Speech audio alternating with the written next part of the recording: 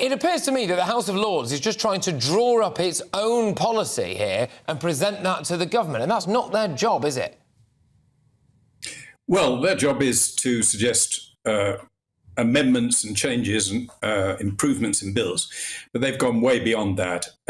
Not the whole House of Lords, obviously, but a coalition of lawyers and bureaucratic mandarins and other self-important people have decided to eviscerate this bill without putting forward any alternative. Actually, to be fair, the Archbishop is the one person in that coalition who's acknowledged that we have to have an alternative and that we can't allow unlimited numbers of people to come into this country. All the lawyers refuse to offer any alternative or even try to do so, and won't answer any questions about the implications of what they're doing to this bill, which is effectively to leave us with open borders.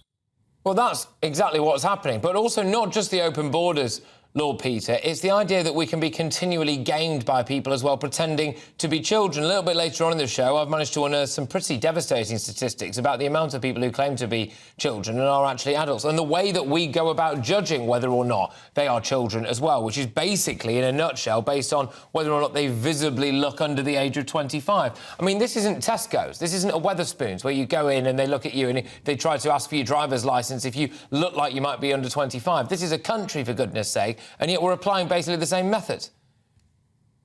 Indeed, and it's, in any case, the cut-off of what they call a child is 18 years. It's purely arbitrary for a whole load of purposes.